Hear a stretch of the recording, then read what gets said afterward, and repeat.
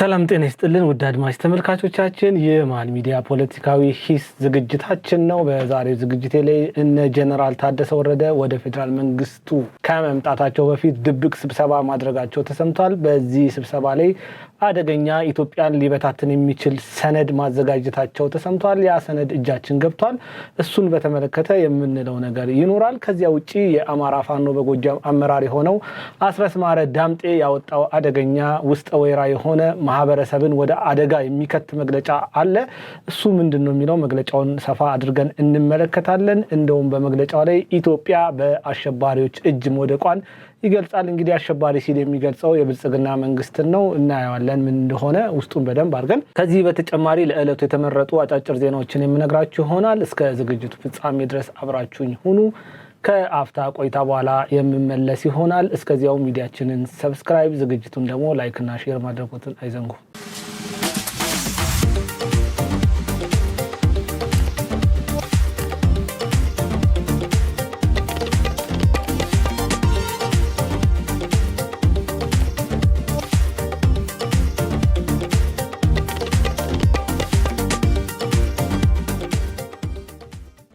እንግዲህ ውድ አድማጭ ተመልካቾቻችን ተመልሰናል። የመጀመሪያው መረጃ የሚሆነው ሱዳንን ይመለከታል። የሱዳን ብሔራዊ ጦር አዛዥ ጀነራል አብዱል ፈታህ አልቡርሃን ካይሮ መግባታቸው ተሰምቷል። ጀነራሉ ከቀናት በፊት በሳውዲ አረቢያ ሪያድ የነበሩ ሲሆን እነዚህ ሁለት ጉብኝቶች ከኢሳያስ አፈወርቂ ጋር ተመሳስሏል። ኢሳያስ አፈወርቂ ከወራት በፊት በግብጽ መሄዳቸው ይታወቃል። ከዛ በኋላ ሱዳን ደርሰው ወደ ሳውዲ አረቢያ ሪያድ መሄዳቸው ይታወሳል። እንግዲህ ባለፈው ሳምንት ደግሞ ሪያድ የነበሩት ኢሳያስ አፈወርቂ ወደ አስመራ ተመልሷል። ወደ አስመራ በተመለሱበት ቅስፈት ጀነራል አብዱል ፈታህ አልቡርሃን ወደ አልሲሲዋ ሀገር ካይሮ አምርተዋል ማለት ነው። እንግዲህ እነዚህ ሰዎች ተመሳሳይ ጉዞን እያደረጉ ይገኛል። የኢሳያስና የጀነራሉ ተከታታይ ጉዞ በጂኦፖለቲካዊ ተንታኞች ዘንድ እጅግ ትኩረትን ስቧል። ወደፊት የምናየው ነገር ይሆናል። እያንዳንዱ እነዚህ ጉዞዎች ምን ይዘው ሊመጡ እንደሚችሉ ከኢትዮጵያ አንግልም ደግሞ ማየት የሚገባን ነገሮች ይኖራል። ይህንን ሰፋ አድርገን ተንተን አድርገን በነገ ወይ በከነገ ወዲያ ዝግጅቶቻችን ላይ የምናነሳ ይሆናል። ዛሬ እንደ አጫጭር ዜናዎች ነው ይሄንን የምነግራችሁ ማለት ነው። በቀጣይ ወደ ተዘጋጀው መረጃ ሳልፍ ባይቶናን ይመለከታል። ባይቶና ፓርቲ ለሀገራዊ ምርጫ መዘጋጀቱን አሳውቋል። እንግዲህ ህወሓት በትግራይ ክልል ምንም አይነት ምርጫ አይካሄድም፣ ምርጫ የሚካሄድ ከሆነ ጦርነት ከፍታለሁ እያለ በሚገኝበት በዚህ ሰዓት የትግራይ ተወካይ የሆነው ባይቶና ፓርቲ ለግንቦት ምርጫ እየተዘጋጀ እንደሆነ መናገሩ ተሰምቷል ማለት ነው። እንግዲህ በትግራይ ምንም አይነት ምርጫ መካሄድ የለበትም የሚለው ህወሓት በትግራይ ክልል ውስጥ ምንም አይነት የተቃዋሚ ፓርቲዎች የሚንቀሳቀሱ ከሆነ እያንዳንዱን አስራለው፣ እያንዳንዱን በህግ እፋረዳቸዋለሁ የሚልም ሐሳብ አውጥቷል። ይህንን የሰማው ባይቶና ፓርቲ ምንም ሳይመስለው በትግራይ እንዲሁም በሀገራዊ ምርጫ ላይ እሳተፋለሁ የሚል ሐሳብን አንስቷል ማለት ነው። ወደ አራተኛው መረጃ ሳልፍ ኢትዮጵያ በጋና ፓርላማ እጅግ መጨቃጨቂያ መሆኗን የተሰማ ዜና አለ። እሱም ነው የምነግራችሁ። እንግዲህ በጋና ፓርላማ ኢትዮጵያ የጭቅጭቅና የቁጭት ምክንያት ሆናለች። ይሄ የሆነበት ምክንያት ታምረኛው የኢትዮጵያ ጠቅላይ ሚኒስትር ዶክተር አብይ አህመድ በሰራው ታምራዊ ስራ ነው። እንግዲህ እዛ በጋና ፓርላማ የተነሳው ጭቅጭቅ ምንድነው? በጋና ፓርላማ ውስጥ እኛ የት ነበርን ይሄ ሁሉ ስራ ሲሰራ ተኝተናል የሚል ነገር ነው የተነሳው። ይሄንን ያነሱት የጋና የህግ አውጪ ምክር ቤት አባል የሆኑት ግለሰብ ኢትዮጵያ እንዴት ልትበልጠን ቻለች? እኛ ተኝተናል፣ በዚህ ልንቆጭ ይገባል። በዚያች ሀገር ታምራዊ ለውጥ ተከስቷል። ኢትዮጵያ በምን ታምር አልፋን ልትሄድ ቻለች የሚል ንግግር ተሰምቷል። የዛሬ 5 ዓመት አዲስ አበባን በደንብ አቃታለሁ፣ አሁን ላይ ሲሄድ ግን ሙሉ ለሙሉ ተቀይራለች። እነሱ ይሄን ሁሉ ታምር ሲሰሩ እኛ ምን እያደረግን ነበር? ተኝተናል፣ መስራት የሚጠበቅብንን ያክል አልሰራንም። በዛች ሀገር ያለው መሪ እጅግ ታላቅ ስራ ሰርቷል፣ ይገባዋል። ይሄ ለሰራው ስራ ትልቅ ምስጋና የሚገባው ነው የሚል ሐሳብን አንስቷል። እንዲሁም ይሄ ነገር በጋና መገናኛ ብዙሃን ዘንድ እጅግ መነጋገሪያ ሆኖ ውሏል ማለት ነው። እንግዲህ ወደ ቀጣዩ መረጃ ሳልፍ በሰሜኑ ጦርነት ጉዳት የደረሰባቸው የትግራይ ታጣቂዎች ለነገ አርብ የተቃውሞ ሰልፍ መጥራታቸው ተሰምቷል። የትግራይ ታጣቂዎች የሕክምና ማዕከላት በሆኑት አዋሽ ህብረት ኮሌጅ ሰሜን እዝና መለስ ካምፕ ህክምናቸውን ሲከታተሉ የቆዩ በሰሜኑ ጦርነት የአካል ጉዳት ያስተናገዱ ታጣቂዎች ናቸው በነገው ዕለት ሰላማዊ ሰልፍ እንደሚያደርጉ የተሰማው ማለት ነው። ሰላማዊ ሰልፍ ላይ ይነሳሉ ተብሎ የታሰቡ ሐሳቦች አንደኛው ደሞዝ በአግባቡ ይከፈለን የሚለው ሌላው በሕክምና ጦት የተነሳ ከፍተኛ ሞት እያጋጠመ ስለሆነ ጥራት ያለው ሕክምና ይሰጠን የሚል ሐሳብ ይነሳል የሚል ከመረጃዎቻችን ሰምተናል። ሌላ የሰማነው ምንድነው ለሕክምና የተመደበው በጀት ስለተመዘበረ በገለልተኛ ወገን ኦዲት ይደረግ የሚል ሐሳብ ይነሳል የሚል ሐሳብም ተሰምቷል። በፕሪቶሪያ የሰላም ስምምነት ያው ሌላው ይነሳል የተባለው የፕሪቶሪያ የሰላም ስምምነት ይተግበር የሚለው ለዳግም ጦርነት የሚደረገው ዝግጅት በአስቸኳይ ይቁም፣ እኛ ለጦርነት ፍቃደኞች አይደለንም የሚል ሐሳብ ይነሳበታል ተብሎ ተሰምቷል። ከዚያ ውጪ ይነሳል የተባለው ተፈናቃዮች ወደ ቀያቸው በአስቸኳይ ይመለሱ የሚል መፈክሮች ይሰማሉ ተብሏል። እንግዲህ እነዚህ ታጣቂዎች ለጦርነት ዝግጁ አለመሆናቸውን ቢናገሩም ህወሓት ግን ዳግም ጦርነትን ለመቀስቀስ ከፍተኛ ስራ እየሰራ ይገኛል ማለት ነው። ወደ ቀጣዩ መረጃ የማልፍ ይሆናል። ወደ ቀጣዩ መረጃ ሳልፍ በጣም እጅግ ደስ የሚል ዜና ነው የተሰማው። ከምዕራብ ጎንደር ዞን ቋራ ወረዳና አዋሳኝ ስፍራዎች ሲንቀሳቀሱ የነበሩ ታጣቂዎች የመንግስትን ሰላም ጥሪ ተቀብለው ወደ ሰላማዊ ኑሯቸው ተመልሷል። ይሄ ብቻ አይደለም። ከጎጃምም መርጥሎ ለማርያም አካባቢና ከወሎ አካባቢ እንቀሳቀሱ የነበሩ በድምሩ ከዚህ ከሶስት ቦታዎች 547 ታጣቂዎች እጃቸውን በሰላማዊ መንገድ ለመንግስት መስጠታቸው ተሰምቷል። ከዚያ ውጪ ቡድኑ ከመንግስት ዘርፎ ይጠቀምበት የነበረው መኪናንም ይዘው ነው ለመንግስት እጃቸውን የሰጡት። ይሄ ይበል ይቀጥል የሚያሰኝ ዜና ነው። ሌላ ወደ ትግራይ ስመለስ ከትግራይ የሰማነው ዜና ምንድነው? ሻለቃ ሀጎስ የሚባል ግለሰብ 400 የሚደርሱ ታጣቂዎችን ይዞ እጁን ለመከላከያ መስጠቱ የተሰማ ሲሆን ሻለቃ ሀጎስ እንዳለውም በነገው ዕለት 600 ተጨማሪ ታጣቂዎች እኛን ይቀላቀላሉ፣ በድምር 1000 እንሆናለን። እኛ 1000ዎቻችንም እጃችንን ለመንግስት ሰጥተናል። ከዚህ በኋላ ከሐራ መሬት ጋር ተቀላቅለን የህወሓት ቡድንን የምንታገል ይሆናል። ይሄንን ቡድን እስከ መጨረሻው ለማጥፋት እንሰራለን ሲሉ ትግራይ ቱዴይ ለተባለ ቻናል መግለጻቸው ተሰምቷል ማለት ነው። የመጨረሻው መረጃ የሚሆነው የኢትዮጵያ አየር መንገድን ይመለከታል። የኢትዮጵያ አየር መንገድ 120 አዳዲስ አውሮፕላኖችን ማዘዙን የአየር መንገዱ ዋና ስራ አስፈጻሚ ገልጸዋል ማለት ነው። የአየር መንገዱ ዋና ስራ አስፈጻሚ የሆኑት አቶ መስፍን ጣሰው ከጋዜጣ ፕላስ ጋር በነበራቸው ቆይታ እንደገለጹት አየር መንገዱ በየጊዜው እያደገ በመምጣቱና የደንበኞች ቁጥር እየጨመረ በመሆኑ ኦፕሬሽኑን ለመምራት አዳዲስ አውሮፕላኖች አስፈላጊ ሆኗል። ለዚያም 120 የሚጠጉ አውሮፕላኖች አዘናል የሚል ሐሳብ አንስተዋል። እንደ አውሮፓውያን አቆጣጠር ከ2026 ጀምሮ መረከብ እንጀምራለን ብለዋል። እነዚህን አውሮፕላኖች የሚጠናቀቀው በ2028 እንደሆነም ተናግሯል። እንግዲህ በ3 ዓመታት ውስጥ 120 አውሮፕላኖችን የሚቀበሉ መሆናቸውን ተናግሯል። በተጨማሪም በ2031 ርክክብ የሚደረግባቸውን አውሮፕላኖች ካሁኑ ለማዘዝ ከቦይንግ ኤርባስ እና ሌሎች ኩባንያዎች ጋር ድርድር እየተደረገ መሆኑን ጠቁመዋል ማለት ነው። እንግዲህ ውድ አድማጭ ተመልካቾቼ ለዛሬ የነበሩኝ አጫጭር መረጃዎች እነዚህን ይመስላሉ። ወደ ዋናው አጀንዳ የማልፍ ይሆናል ማለት ነው። በከተማችን እምብርት ላይ በፒያሳ በጉጉት ሲጠበቅ የነበረው ፕሮጀክታችን ተለቀቀ። አመቺ በሆነ አከፋፈልና ጥራታቸውን በጠበቁ የግንባታ ቴክኖሎጂ እስከ 30% በሚደርስ የዋጋ ቅናሽ ስናቀርብላችሁ በደስታ ነው። አፓርትመንቶቻችን ከባለ 1 መኝታ እስከ ባለ 3 መኝታ ሲሆኑ ለአጭር ጊዜ ብቻ በሚቆይ የማስታወቂያ ዋጋ ማለትም ከ441 ሺህ ብር ቅድመ ክፍያ ጀምሮ ለሽያጭ አቅርበናል። የባንክ ብድር ለምትፈልጉ ደንበኞቻችን እንዲሁ አመቻችተን እንጠብቆታለን። አፓርትመንቶቻችን በውስጣቸው በቂ መኪና ማቆሚያ፣ አውቶማቲክ ጄኔሬተር፣ የመዋኛ ገንዳ፣ ቴራስ ወይም ሰገነት እንዲሁም በቅርብ ርቀት በሚገኙ መናፈሻዎች የተከበቡና ያሸበረቁ ናቸው። ለበለጠ መረጃ ከታች ባለው ስልክ ይደውሉ።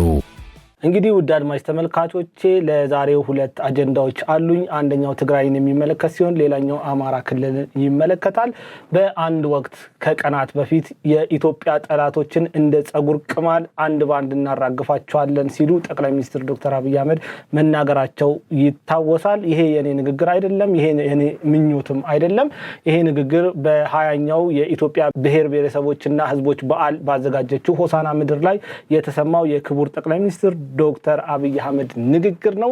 እነዚህ ቅማሎች የተባሉት ፋኖ ሸኔና ህዋቶች እንዲሁም ቀን ቀን ብልጽግና ማታ ማታ የግብጽንና የኤርትራን አጀንዳ የሚያስፈጽሙ ባንዳዎች ናቸው። እነዚህ ቅማል የሚል ስያሜ የተሰጣቸው ፓራሳይቶች ኢትዮጵያን ንቀው ኢትዮጵያዊነታቸውን ፍቀው ዜግነታቸውን ለውጠው በሚመች ዓለም ውስጥ እየኖሩ የሚገኙ ግን ደግሞ ኢትዮጵያን ለማፍረስ እና የኢትዮጵያን መንግስት በኃይል ለመናድ እየሰሩ የሚገኙ ወቅቱን ያልተረዱ ከጊዜው እኩል መራመድ ያቃታቸው በዘመን ፍጥነት ወደ ኋላ ይቀሩ ሚዲያ ላይ ቁጭ ብለው እለት በጠቅላይ ሚኒስትር ዶክተር አብይ አህመድ ስም ገንዘብ የሚሰሩ ባንዳዎች ናቸው ማለት ነው። እነዚህ ቅማሎች ከኢትዮጵያ ላይ መራገፍ መቻል አለባቸው። እነዚህ እስካልተራገፉ ድረስ ኢትዮጵያ ወደ ከፍታዋ አትወጣም። እነዚህ ሁልጊዜ ደሟን እየመጠጡ ወደ ኋላ ማስቀረት የሚፈልጉ ባንዳዎች ናቸው።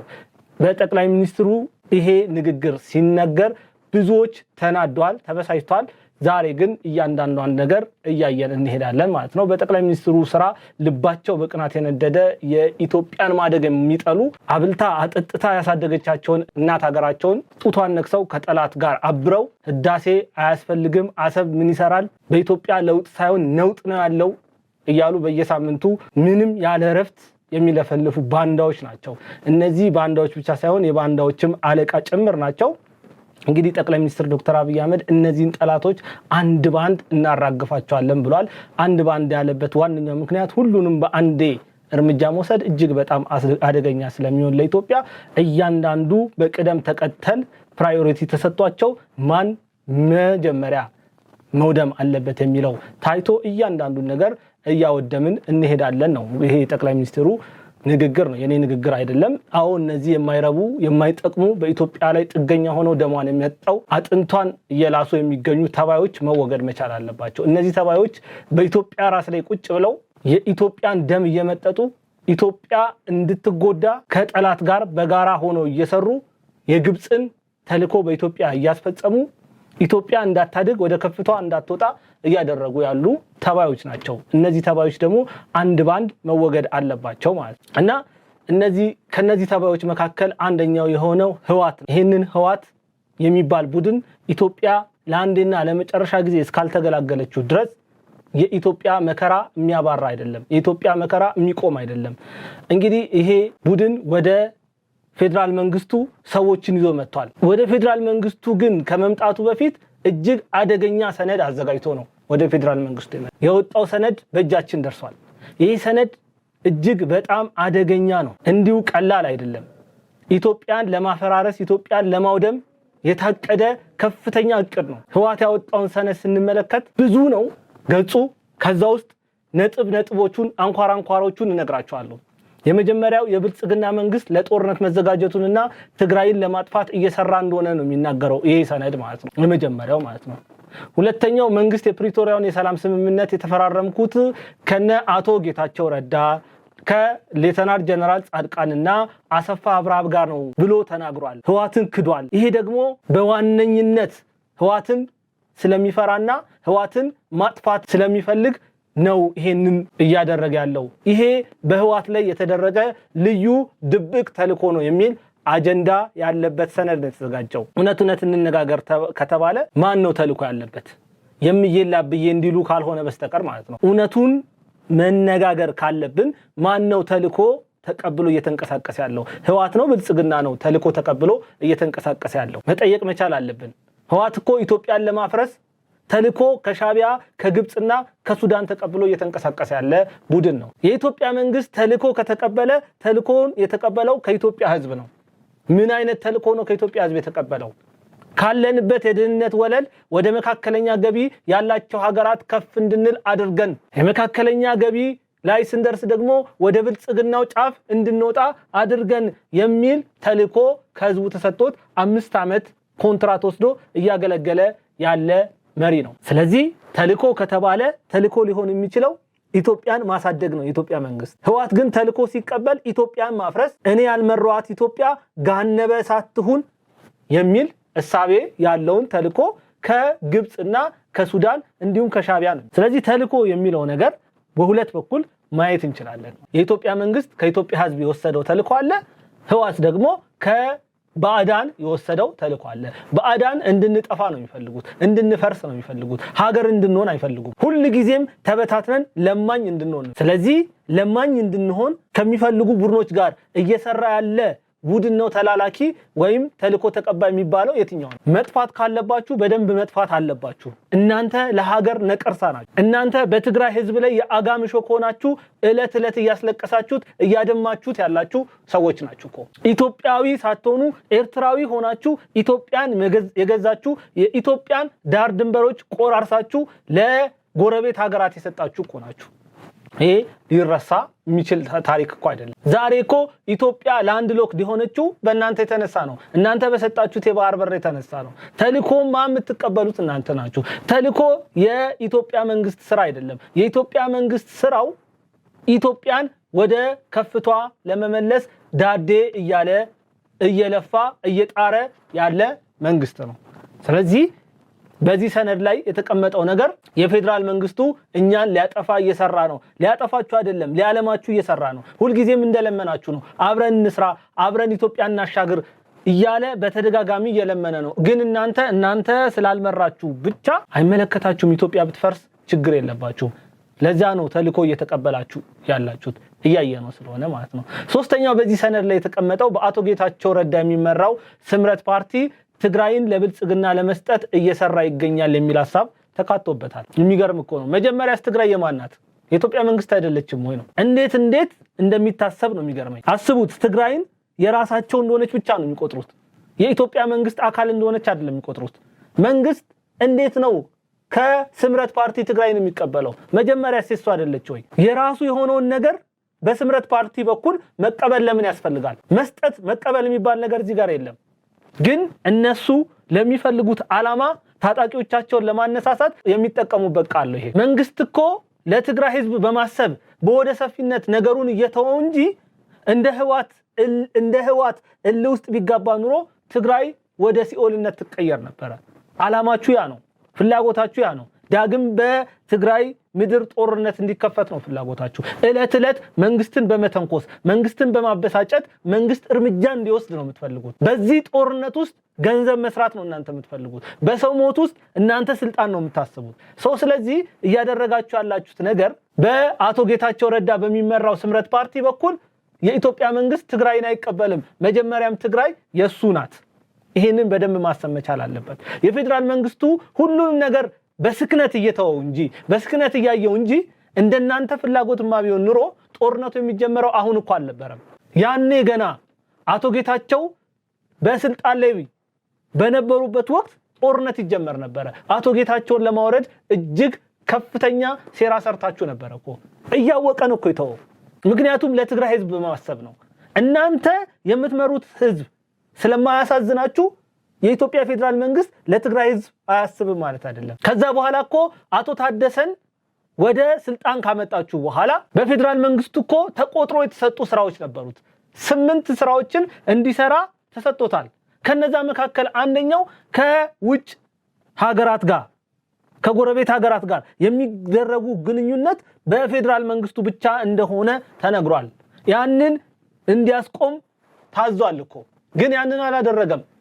ከዛ በኋላ እኮ ነው ገፍታችሁ ጽምዶ የሚባል ኃይል ወይም ቡድን የፈጠራችሁት። ይሄንን መንግስት ሳያቀርቶ ነው እንዴ? እለት እኮ ከትግራይ ወደ ኤርትራ የሚሄዱ ብዙ ነገሮች እንዳሉ ያውቃል መንግስት።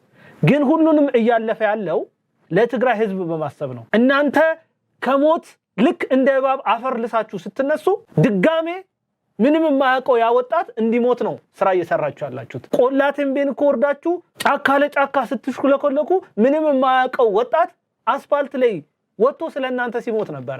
ያ እንዲደገም ነው የምትፈልጉት። 1 ሚሊዮን ትግራይ እኮ አልቀዋል እኮ። 1 ሚሊዮን የሚሆኑ ወጣቶች አልቀዋል። ዛሬም ድረስ እግር የሌላቸው፣ አይን የሌላቸው፣ መስማት የተሳናቸው ብዙ አካለ ጎዶሎ የሆኑ ወጣቶች በትግራይ አሉ። እነዛን ያስባል ወደ ጦርነት ላለመግባት እንጂ እንደናንተ ፍላጎትማ ቢሆን ድሮ ነበረ ጦርነቱ የሚጀመረው። ስለዚህ ትግራይ የኢትዮጵያ ናት። የኢትዮጵያ መንግስት የሚያስተዳድራት የኢትዮጵያ አካል ናት። ከስምረት ፓርቲ የሚቀበላት አካል አይደለችም። ይሄ በደንብ ሊታሰብ የሚገባ ነገር ነው። በሰነዱ ላይ የተነሳው ሶስተኛው ነገር ይሄ ነው። አራተኛው በሰነዱ ላይ የተነሳው ሐሳብ ምንድነው? በትግራይ ምንም አይነት ምርጫ አይደረግም። ምርጫ የሚደረግ ከሆነ በትግራይ ክልል ውስጥ ለመወዳደር የሚመጡ የትኛውም የፓርቲ አባላቶችን እናስራለን፣ የሚል በሰነዱ ላይ አስቀምጧል። ለዚህም ታጣቂዎች ተባባሪ እንዲሆኑ ያዛል ማለት ነው። የሚገርማችሁ ነገር ህወሓት ምርጫን ለጦርነት መጠቀም ለምዷል። ከዚህ በፊትም በኮቪድ ምክንያት ምርጫ ይራዘም ሲባል የለም እኛ ለህገ መንግስቱ ታማኞች ነን፣ የህገ መንግስቱን ቃል ማክበር አለብን፣ ህገ መንግስቱ ላይ የተጻፈው እያንዳንዱ ነገር ከሰዎች ህይወት ይበልጣል በሚል ምርጫ አድርጋችሁ ነበር። ምርጫው ሲደረግ ያንን ያደረጋችሁበት ዋንኛው ምክንያት ለመንግስት እንደማትታዘዙ ለማሳየት የመጀመሪያው ማለት ነው። ሁለተኛው በዚህ ተናዶ መንግስት ወደ ጦርነት እንዲገባ ነበር፣ ግን አላደረገውም። መንግስት ትቷቸዋል፣ ዝም ነው ያለው። የጨረቃ ምርጫ ያደረጋችሁ መልሳችሁ 100% አሸነፋችሁ ስልጣኑን ያዛችሁ። ግን መንግስት ሲተዋችሁ እናንተ መተው ስላልፈለጋችሁ የሰሜን እዝን መታችሁ ወደ ጦርነት አስገባችሁት። መንግስትን በማይመጣው መጣችሁ፣ በአይን መጣችሁ፣ በብሌን መጣችሁ፣ በኢትዮጵያ ወታደር መጣችሁ። ያኔ የኢትዮጵያ ህዝብ ተበሳጨ። ለጠቅላይ ሚኒስትር ዶክተር አብይ አህመድ አዝኖ አይደለም፣ መከላከያ ሲመታ ቀፎ እንደተመታበት ንብ ወሮ የኢትዮጵያ ህዝብ ተነሳ ማለት ነው። አሁን ደግሞ ምርጫ ይካሄድም ብላችሁ ጦርነት ልከፍቱ ነው። እናንተ አልነበራችሁ እንዴ ህገ መንግስቱ ላይ በየ5 ዓመቱ ምርጫ ይካሄዳል፣ ስለዚህ ህገ መንግስቱ ቃል መከበር አለበት ያላችሁት እናንተ አልነበራችሁ ወይ? ዛሬ መንግስት ህገ መንግስቱን አክብሮ ከ5 ዓመት በኋላ ምርጫ ላይ ከይሲል ኖ የለም ምርጫ ይካሄድም የምትሉት ደግሞ ምንድነው? አንድም ቀን ለሰላም እየሰራችሁ አይደለም። መንግስት በግራ ከሄደ እናንተ በቀኝ ነው የምትሄዱት፣ መንግስት በቀኝ ከሄደ እናንተ በግራ ነው የምትሄዱት። መንግስት የነካ ሁሉ ለእናንተ እርኩስ ነው። እንዲህ አይነት እሳቤ ስላላችሁ ማለት ነው። አምስተኛው በሰነዱ ላይ የተነሳው ሐሳብ ወልቃይት ጠገዴን የተመለከተና የራያ መሬቶችን የተመለከተ ሐሳብ ነው። በምንም አይነት ጉዳይ ነው የሚለው ሰነዱ በእነዚህ መሬቶች ላይ ድርድር የለም። በዚህ ጉዳይ ላይ በትግራይ አንድ ሰው እስኪቀር ድረስ እንጋደላለን የሚለው ሰነዱ ማለት ነው። ለዚህም ዝግጁ ሁኑ የሚል መመሪያ ለታጣቂዎቹ ወርዷል ማለት ነው። ታጣቂዎቹ ተዘጋጅተው እንዲጠብቁ በወልቃይት ጠገዴና በራያ መሬቶች ላይ ማንም ቃል በቃል ማንም ሰፋሪ መጥቶ ሊኖርበት አይገባም የሚል ሐሳቤ ነው ያነሱ ያሉት። ከዚህ ጋር በተያያዘ የትግራይ ክልል ጊዜያዊ አስተዳደር የሆኑት ፕሬዝዳንት ታደሰ ወረደ በቅርቡ የተናገሩት ንግግር አለ። ለሰላም ብለን የምንሸጠው ግዛት የለም ሲሉ ተናግረዋል። ይሄ ንግግር አደገኛ ንግግር ነው። ይሄ ንግግር የትኛው መሬት ይመለከታል? ወልቃይትና ራያን ነው የሚመለከተው። እነዚህ መሬቶች የትግራይ እንደሆኑ ይቀጥላሉ፣ ማንም ሰፋሪ መጥቶ አይቀመጥበትም ያሉ ቃል በቃል ነው የተናገሩት በዚህ ሰነድ ላይ። በአሁን ሰዓት ይሄ ቦታ እጅግ ከባድ ቦታ ነው። አማራም የኔ ነው በጉልበት ነው የተወሰደብኝ ይላል። ህወሓት የለም ይሄ ቦታ የኔ ነው በጦርነት ነው የተወሰደብኝ፣ ስለዚህ በጦርነት አስመልሳለሁ የሚል እሳቤ ላይ ይገኛል። ይሄ ቦታ እጅግ አስፈሪ ቦታ ነው። እየተነገረው ካለው ንግግር አንፃር መሬት ላይ እየተሰማ ካለው ሐሳብ አንፃር በቅርቡ በዚህ ቦታ ምክንያት ጦርነት ሊጀመር እንደሚችል ማሰብ ይቻላል። በቅርቡም ደግሞ የተለያዩ ከባባድ መሳሪያዎች እየገቡ ይገኛሉ ከኤርትራ። ወታደራዊ ዝግጅቶች እየተደረጉ ነው። የጀነራሉ ንግግር የአፍ ወለምታ አይደለም፣ የታቀደበት ንግግር ነው። ስለዚህ አምስተኛ በሰነዱ ላይ የተቀመጠው ጉዳይ ወልቃይት እና ራያ የትግራይ ነበሩ፣ አሁንም የትግራይ እንደሆኑ ይቀጥላሉ።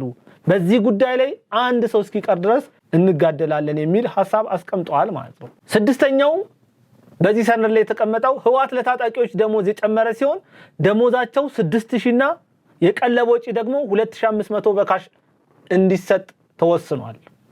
ከዚህ ጋር በተያያዘ ለታጣቂዎች ደሞዝ መክፈል እንዳልተቻለ ለዚህም ደግሞ የፌደራል መንግስቱ በጀት እንደከለከለ በሰነዱ ላይ ተቀምጧል። ታጣቂዎቹ ሆን ብለን እኛ አይደለም የናንተን ደሞዝ እየከለከለን ያለ ነው፣ የፌደራል መንግስቱ በጀት ስላልበጀተልን ነው ለናንተ ደሞዝ መክፈል ያቃተን እያሉ ይገኛሉ። እዚህ ጋር አንድ ነገር ማየት መቻል አለብን።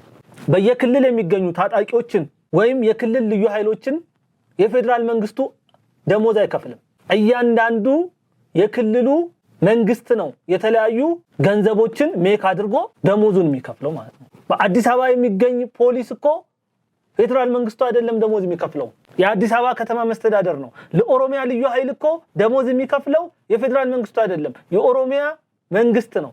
የቤኒሻንጉል ልዩ ኃይልን እኮ ደሞዝ የሚከፍለው የቤኒሻንጉል መንግስት ነው። ለምንድን ነው ለትግራይ ሲሆን ፌደራል መንግስቱ በጀት የሚመድበው ለታጣቂዎች ማለት ነው? ስለዚህ ይሄ አይገናኝም። ሆን ብለው ነገሮችን እያገናኙ ታጣቂዎችን ለማነሳሳት እየተጠቀሙበት ያለ ጉዳይ ነው ማለት ነው። ሰባተኛ በዚህ ሰነድ ላይ የተካተተው በትግራይ የሸቀጥ እጥረት መኖሩን ይገልጻል። የነዳጅ እጥረት መኖሩን ይገልጻል። በሰነዱ ላይ የተቀመጠው እነዚህ እጥረቶች ሆን ብሎ የፌደራል መንግስቱ እጅ እንድንሰጥ እንድንበረከክ እየተጠቀመበት ነው ይላሉ ማለት ነው። ነገር ግን የፌደራል መንግስቱ የተለያዩ ሸቀጦችንም ሆነ ነዳጆችን ወደ ትግራይ ሲልክ እነሱ ለህዝቡ ሳይሆን እያደረሱ ያሉት አሻግረው ወደ ኤርትራ ነው እየላኩ ያሉት። ለዚህ ደግሞ ራሳቸው በትግራይ ክልል የሚኖሩ ማህበረሰቦች ምስክሮች ናቸው። በተለያየ ጊዜ ተናግረዋል ማለት ነው። የሚገርማችሁ ነገር ማለት ነው የፌደራል መንግስቱ የትግራይን ህዝብ የመጉዳት አንዳችም ፍላጎት የለውም። ግን የፌደራል መንግስቱ የሚያደርገውን እያንዳንዱ ነገር ህዝቡ ጋር ሳይሆን የሚደርሰው ተሻግሮ ወደ ኤርትራ ነው የሚሄደው። ከዛ እጥረት ይፈጠራል። እጥረት ሲፈጠር ህዝቡን በዚህ ምክንያት ማነሳሳት ነው የሚፈልጉት። የፌደራል መንግስቱ ሊያጠፋ ነው፣ ትግራዊ መሆን መጥፊያ ነው፣ አይወደንም፣ ይጠላናል፣ ሊያጠፋን ነው የሚፈልገው የሚል እሳቤ በማህበረሰብ ውስጥ ለመጫን እያደረጉ ያሉት ነገር ምንድነው? ሁሉም ነገር እጥረት እንዲከሰት በዛ ክልል እያደረጉ ነው። የሚገርማችሁ ነገር እኮ እነዚህ ሰዎች ኢትዮጵያውያን ራሱ አይደሉም እኮ ኢቭን ትግራዋይም አይደሉም፣ ኤርትራውያን ናቸው። የትግራይ መሬት እንድትጠፋ አብረው እየሰሩ ያሉ ሰዎች ናቸው። ሌተናል ጀነራል ዮሐንስ ገብረ መስቀል የሚባሉ ታላቅ ጀነራል የጻፉት መጽሐፍ አለ። ይሄ መጽሐፍ አዙሪት የሚል መጽሐፍ ነው። እዛ መጽሐፍ ላይ ሻቢያ ትግራይን እንዴት እንደሚመለከታት በደንብ አድርገው አስቀምጧል። ትግራይ ከጠፋች ኢትዮጵያ እንደምትጠፋ ነው የሚያስበው ሻቢያ ማለት ነው። ስለዚህ ምንም አይነት ጦርነት በሻቢያ ምድር እንዲኖር በኤርትራ ምድር እንዲኖር አይፈልግም። ሻቢያ ምንድነው ማድረግ ይፈልገው? ጦርነቶችን ሁሉ ትግራይ ላይ እንዲሆን ነው የሚሆነው። ትግራይ እንድትደቅ እንድትወድም ነው የሚፈልገው። ለዚያም ነው በትግራይ ክልል ውስጥ ያሉ እነዚህ አመራሮች ኤርትራውያን ስለሆኑ ከኢትዮጵያ የሚመጣውን ከፌደራል መንግስት የሚመጣውን ነዳጅ አሻግረው ለኤርትራ እየሰጡ ያሉት። የትግራይ ህዝብ ባይበላ ባይጠጣ ረሃብ ቢሞት ግድ የላቸውም። ይሄንን ነው እያደረጉት ያለው። ፌደራል መንግስቱ ለትግራይ የሚያስበውን ያህል ለትግራይ እንቆረቆራለን የሚለው ህዋት አንዳች ነገር አያስብም። የጥፍር ቆሻሻ ያክል ስሜት የለውም ለትግራይ ተወላጆች። እነሱ አልቀው እሱ በስልጣን ላይ ቢቆይ ደስታው ነው። ህዝቡ አልቆ ማንን መምራት እንደሚፈልግ አላቅም። መሬቱን እንደሆነ መምራት የሚፈልገው አላቅም። ያ ግን የስልጣን ጉዳይም ብቻ አይደለም። እነሱ እንዳልኳችሁ ኤርትራውያን ናቸው። አት ዘ ኢንድ ትግራይ የምትባለው መሬት ይዘው ወደ ኤርትራ መቀላቀል ይፈልጋሉ። ስለዚህ በትግራይ ውስጥ የሚኖረው ማህበረሰብ ትግረኛው ተናጋሪ እንዲጠፋላቸው ነው የሚፈልጉት። ያንን ለማድረግ ነው ትልልቅ ፕሮጀክት ነድፈው እየሰሩ ያሉት ከሻቢያ መንግስት ጋር።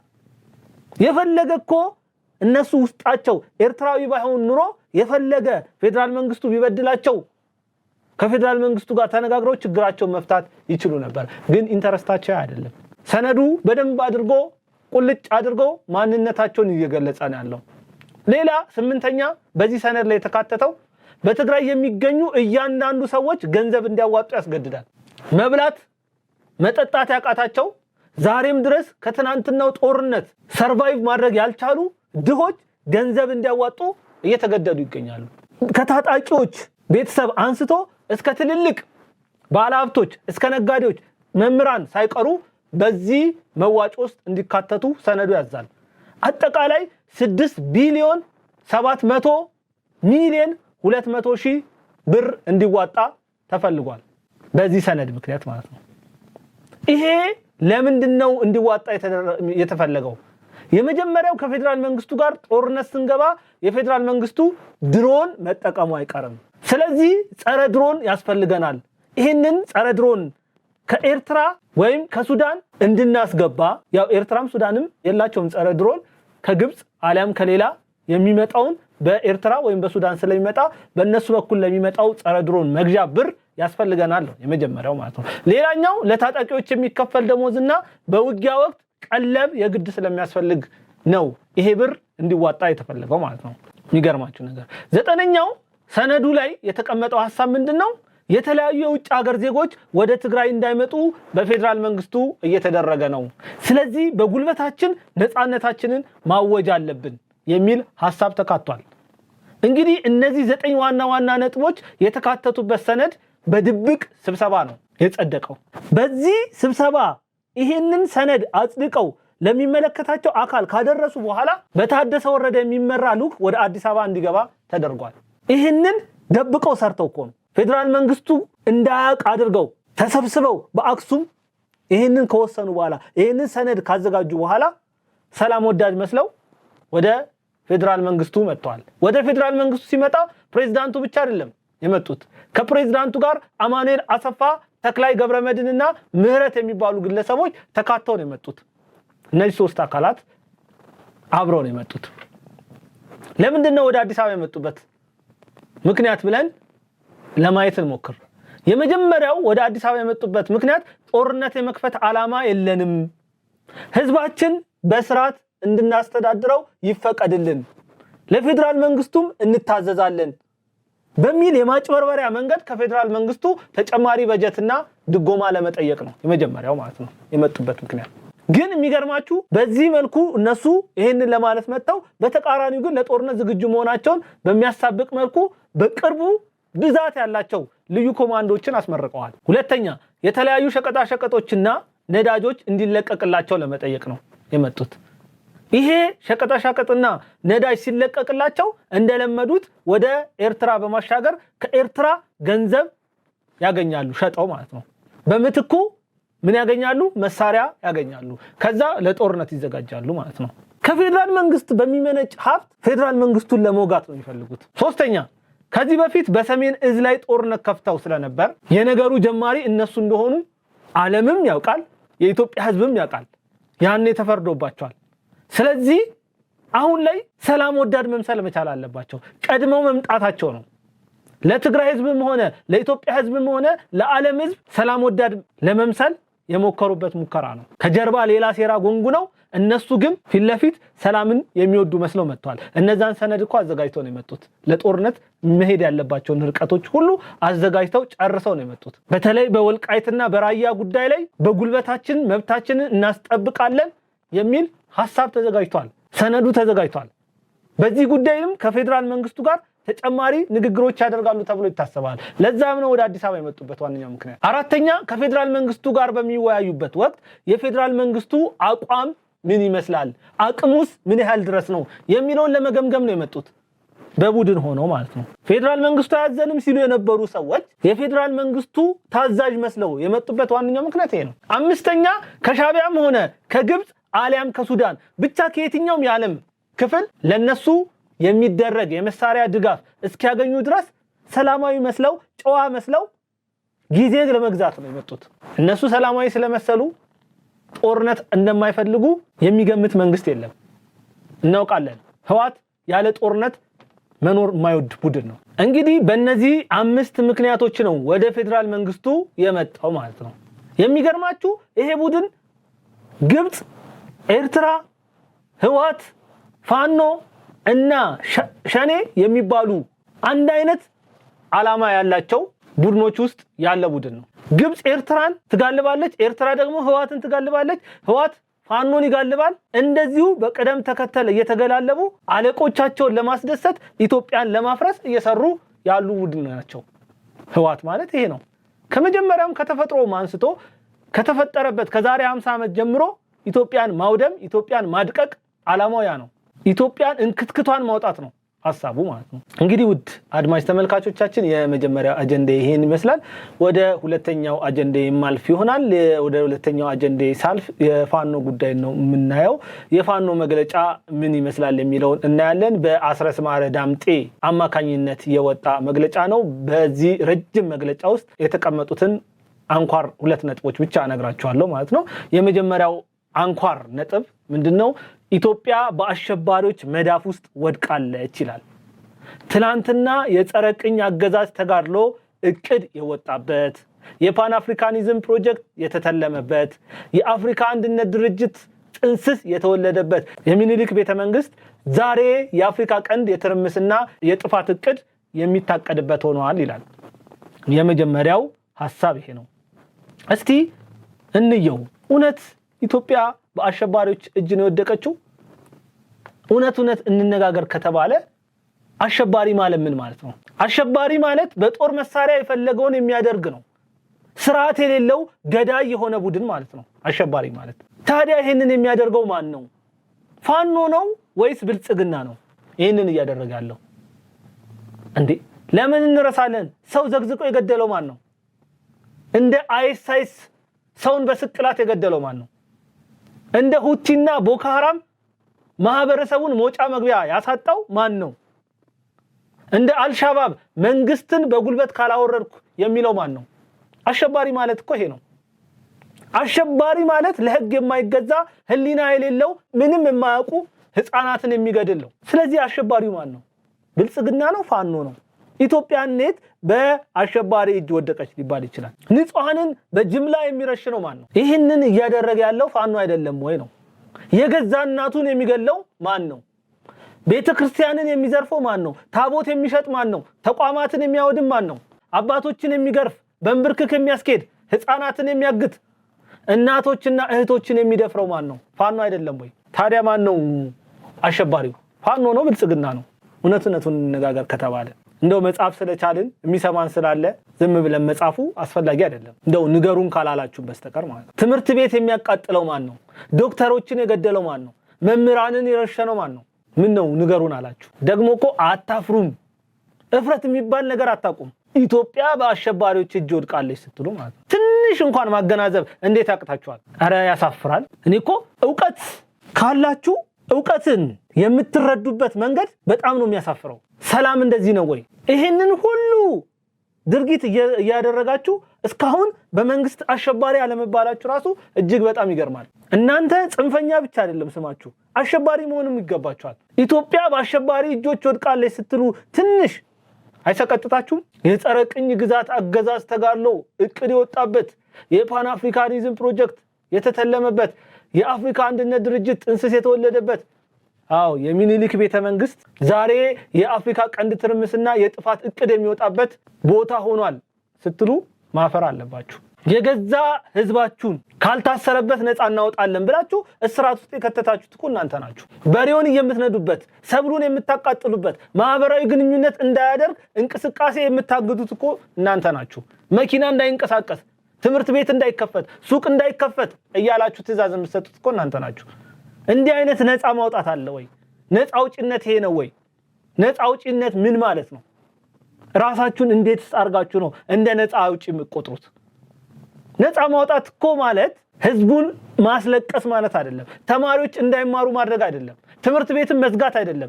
ህፃናትን ሰብስቦ ጥላቻ ማስተማር አይደለም። ነፃ ማውጣት ማለት እያየን እኮ ነው። ከአማራ ውጪ ሌላ ማህበረሰብ አስፈላጊ እንዳልሆነ ምንም ለማያውቁ ህፃናት መንገር ነፃ ማውጣት አይደለም። እነዚህ ህፃናት ላይ የምትፈጥሩት እሳቤ ትክክል አይደለም።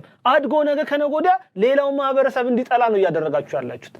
ከሌላው ማህበረሰብ ጋር ተስማምቶ በፍቅር በአንድነት እንዳይኖር እያደረጋችሁ ያላችሁ ናችሁ። ይሄ ነፃ ማውጣት አይደለም። ነፃ የሚያወጣ ልቡ ለይቅርታ ክፍት የሆነ ሰው ነው። በቀልን የሚረሳ ነው። በደልን የሚረሳ ነው። እንደነ ኔልሰን ማንዴላ አይነቱ አይተናል እኮ። ህዝባቸውን ነፃ ለማውጣት ህዝቡን መግደል አይደለም ምርጫቸው ያደረጉ፣ መታሰር ነው ምርጫቸውን ያደረጉት። ታስራችሁ ነው ህዝባችሁን ነፃ ማውጣት ያለባችሁ። ህዝባችሁን እያሰቃያችሁ እየገረፋችሁ ነፃ ማውጣት ይሄ ተረት ነው፣ ማሰር ነው እንዳይንቀሳቀስ። እናንተን ሲያይ እኮ እየፈራ ነው። ህፃናት ተኩስ አለ እያሉ እየተናገሩ ነው። በዚህ እድሜያቸው ትምህርት ቤት ሄደው ሃሁ መቁጠር ሲገባቸው ኤቢሲዲ ማለት ሲገባቸው የተኩስ ድምጽ እየሰሙ እየተሳቀቁ እየኖሩ ነው ያሉት። በአማራ ክልል መወለድ መረገም እስኪመስል ድረስ ማለት ነው። ያሳዝናሉ እነዚህ ህፃናት። ነገ ተስፋ የላቸውም እኮ እድሜያቸው ላይ እየተቀለደ ነው ያለው። ይሄንን እያደረጋችሁ ኢትዮጵያ በአሸባሪ እጅ ወድቃለች። በጣም ነው የሚገርመው። እናንተ ናችሁ እኮ አሸባሪዎች፣ ህዝባችሁን እያሰቃያችሁ ያላችሁት። ጥላቻ ማስተማር፣ ቂምን ማውረስ፣ ያልተደረገ ነገር ትርክት ፈጥራችሁ ትርክቱን ለትውልድ እንዲተላለፍ እያደረጋችሁ ናችሁ ያላችሁት እኮ። ጡት ተቆረጠ፣ ቆዳ ተገፈፈ እያላችሁ እየተናገራችሁ ነው። ጡት ቆራጩ ማን ነው? እከሌ የሚባል ብሔር። ይሄ አያኗኑርም፣ ያገዳድላል። በአንድነት በህብረት እንድንኖር አያደርግም። ኢትዮጵያ የምትባለውን ሀገር እንደ ሀገር ለማስቀጠል ያለን አማራጭ ምንድነው? ችግሮች ሊኖሩ ይችላሉ። የሚመራን ሰው ነው። ሰው ደግሞ ፍጹም አይደለም። መላእክተኛ አይመራንም፣ እግዚአብሔርኛ አይመራንም። ስህተቶች ሊኖሩ ይችላሉ። ስለዚህ ቁጭ ብሎ መነጋገሩ ነው መፍትሄው። መገዳደል መፍትሄ ሆኖ አያውቅም። መጠፋፋት መፍትሄ ሆኖ አያውቅም። ያ ምስኪን ገበሬ ያሳዝናል። ጎተራው ባዶ ሆኗል። ያጠራቀመው እህል አልቋል። የሚበላው የለም እኮ አስቡለት። ልጆቹ የሚበላ ሲጠይቁት ምን ይስጣቸው? ልጆቹ በረሃብ ሲሞቱ ቆሞይ ይሄ ሰው ለምንድን ነው የማይታሰብለት? ለዚህ ምስኪን ገበሬ መሬቱ እኮ ጾም ካደረ 3 ዓመት ተቆጠረ። የዚህ ገበሬ እጅ ከስራና ከእርፍ ከተፋታኮ ዓመታት ተቆጠሩ። ሊያሳዝናችሁ ይገባል። መንግስት አጥፍቶ እንኳን ቢሆን ጥፋትክ ይሄ ነው ብላችሁ ነግራችሁ ከመንግስት ጋር ለመታረቅና ለመስማማት መሞከር ነው የሚሻለው። አለበለዚያ ጦርነቱ በረዘመ ቁጥር ነገ ከነጎዲያ ታመው ሆስፒታል መሄጃ መንገድ ያጣሉ፣ ቤት ውስጥ እየሞቱ ያልቃሉ፣ መድኃኒት ይጠፋል፣ ረሃብ ይከሰታል። ረሃብ ክፉ ነው። እናንተ ዛሬ እየነዳችሁ የምትበሉት በሬ ነገ ከነጎዲያ መሬቱ ሲደርቅ ይሞታል። እናንተም ዞሮ ትጎዳላችሁ። ስለዚህ ነገሮቹን ሰፋ አድርጎ ማሰብ መቻል አለባችሁ። ሁለተኛ በአስረስ ማረ ዳምጤ የተነገረው ሐሳብ ራሽያ ለመሆን 27 ሚሊዮን ህዝብ ገብራለች ይላል። እስራኤል የመካከለኛው ምስራቅ አውራ ለመሆን 6ቱን ቀናት በጦርነት ማሳለፍ ነበረባት። ያንን ጦርነት ማሸነፍ ነበረባት ይላል። በመጀመሪያ ደረጃ ራሽያ 27 ሚሊዮን ህዝብ የገበረችው እርስ በርስ በተደረገ ጦርነት አይደለም። እስራኤልም የ6 ቀኑን ጦርነት የተዋጋቸው እርስ በርስ አይደለም፣ ከሌላ ሀገር ጋር ነው። ይሄ ምሳሌ ተገቢ አይደለም። አሁን እናንተ ለምታራምዱት ሐሳብ ወይ ኢትዮጵያን ትታችሁ አማራ ሚል ሀገር ለመገንጠል እና ለመስራት ካልሆነ በስተቀር ማለት ነው። እርስ በርስ እየተጣላን እርስ በርስ እየተገዳደልን እንደ ራሽያ 27 ሚሊዮን አማራ ሲሞት ነው አማራ ሆኖ መንግስት የሚሆነው። ይሄ በጣም አሳፋሪ ነገር ነው። ለምን 27? አንድ ሰው እኮ መሞት የለበትም እኮ። በቃ 5 ዓመት ምርጫ ጊዜ አለ። የዛኔ ተወዳድራችሁ እኮ ማሸነፍ ትችላላችሁ። የግድ እኮ በጦርነት አይደለም ስልጣን የሚያዘው። ዘመን ተለውጧል፣ ጊዜ ተለውጧል። እኛ ዛሬም እንደ 1960 እንደ 1901 ዓመተ ምህረት ኋላ ቀር ሆነን እዛኛው ሳቤ ላይ ተቸክለን ከጦርነት ውጪ ስልጣን የማይገኝ እየመሰለን ስላለን ነው። በሰላማዊ መንገድ እኮ ስልጣን ማግኘት ይቻላል። ምርጫ አካሂዱ፣ ካሸነፋችሁ ፓርላማ ግቡ፣ ሐሳባችሁን ሽጡ ለህዝባችሁ። ይሄን እናደርጋለን በሉ፣ ይመርጣችኋል ህዝብ፣ ስሩለት። የግድ የፌደራል መንግስቱ መያዝ እኮ አይደለም ያስፈልገው። በአማራ ክልል እንኳን ብታሸንፉ አማራ ክልልን ፕሮፐርሊ ካስተዳደራችሁ በቂ እኮ ነው። ከዛ ወደ ፌደራሉ ይመጣል። ከዛ መንግስት እኮ ይኮናል። ወደድንም ጠላንም 130 ሚሊዮን ህዝቦች ነን። ከዚህ ውስጥ አንድ ሰው ነው እዛ ቦታ ላይ መቀመጥ የሚችለው። ከአማራም ይምጣ፣ ከኦሮሞም ይምጣ፣ ከትግራይም ይምጣ፣ ከጋምቤላም ይምጣ፣ ከቤኒሻንጉልም ይምጣ፣ ከደቡብም ይምጣ፣ ያ ሰው እንደ ኢትዮጵያዊ ያስባል ወይ የሚለውን ነገር ነው ማየት መቻል ያለብን እንጂ ከአማራ ስለመጣ አማራ ነፃ ይወጣል ማለት አይደለም። ያ ሰው እሳቤው ትክክል ካልሆነ ማለት ከትግራይ ስለወጣ ትግራይ ነፃ ትወጣለች ማለት አይደለም። ላለፉት 27 ዓመታት እኮ አይተናል። ህወሓት ነበረ ኢትዮጵያን ሲመራ የነበረው። የትግራይ ህዝብ ምን ተጠቀመ? ከጥቂት ካድሬዎች በስተቀር። ዛሬም ድረስ እኮ ከሌላው የኢትዮጵያ ህዝብ እኩል ረሃብተኛ ሆኖ ያለ ማህበረሰብ እኮ ነው። እንደውም ማለት ነው ከሌላው የኢትዮጵያ ክፍል የባሰ የተጎዳ ትግራይ ነው። ይሄ በደንብ ሊታሰብ ይገባል። ምናነጻጽረው ነገር ራሱ ተገቢ አይደለም። ራሽያ 27 ሚሊዮን ህዝብ የፈጀችው ራሽያ ሀገር ለመሆን ነው። እስራኤል ከሌሎቹ ጋር የተዋጋችው እስራኤል ሀገር ለመሆን ነው። አማራ እየተዋጋ ያለው ነፃ አልወጣም ብሎ አስቦ ከሆነ ከኢትዮጵያ ለመገንጠል ከሆነ እሱ ሌላ ጉዳይ ነው። ግን ያ አይደለም እሳቢያችሁ። መጀመሪያም ስትነግሩን የነበረው በ24 ሰዓት የአባታችንን ቤተ መንግስት እንወርሳለን የሚል ነገር ነው። ያ ማለት በኢትዮጵያ ማዕቀፍ ውስጥ ስልጣን መያዝ ነው ህልማችሁ ማለት ነው። ያንን ችግር የለውም። የግድ በጦርነት ሳይሆን በሰላማዊ መንገድ ማድረግ ትችላላችሁ። ቆም ብለን ማሰብ መቻል አለብን። እንዴት በማህበረሰባችሁ ላይ የዘር ፍጅት ታውጃላችሁ? ከሩዋንዳ ብንማር መልካም ነው። ከዘር ጦርነት ምንም የሚተርፍ ነገር የለም መተላለቅ ካልሆነ በስተቀር። ሩዋንዳ ያ ሁሉ ህዝብ አለቀ። ሩዋንዳ ሆና መቀጠሏን አላቆመችም። ምንም የማያውቀው ወጥቶ መግባት የተሳነው ህዝብ ያሳዝናችሁ። ተስፋ አለኝ ብሎ የሚንቀሳቀሰው ወጣት ያሳዝናችሁ። ለማን ነው የሚሞተው? ዛሬ 27 ሚሊዮን አማራ፣ 30 ሚሊዮን ኦሮሞ፣ ምናምን ሚሊዮን ሌላው ህዝብ ቢሞት ኢትዮጵያ እንደ ኢትዮጵያ ሰርቫይቭ አድርጋ ትቀጥላለች። የሚሞተው ግን ህፃን ያሳዝናል። የሚሞተው ወጣት ግን ያሳዝናል። ለምን ይሞታል? ምክንያት በሌለው ነገር። ጠላት አልመጣብን። ጠላት መጥቶብን ድንበር ተደፍሮብን ቢሆን ኑሮ አዎ ጠላት ነው የመጣብን። ያንን ጠላት መዋጋት አለብን። እንዴት ነው ኦሮሞ ለአማራ ጠላት ሊሆን የሚችለው?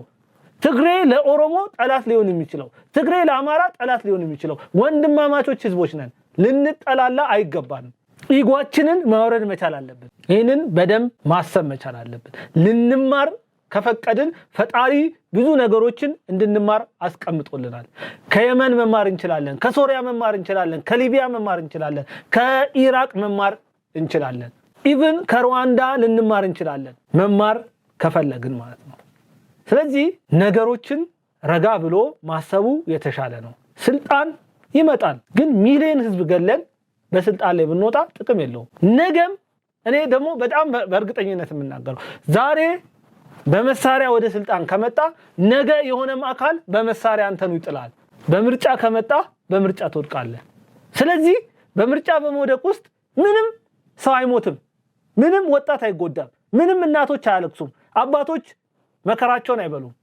በቃ ትሄዳለህ እንደመጣው ማለት ነው በመሳሪያ ግን ውሃ አይደለም ከአፉ የሚተፋው እሳት ነው የሚተፋው ነበልባል ነው የሚተፋው ህዝብ ይገላል ከተማ ያወድማል መሰረተ ልማቶች እንዲደቁ ነው የሚያደርገው ስለዚህ ቆም ብለን ማሰብ መቻል አለብን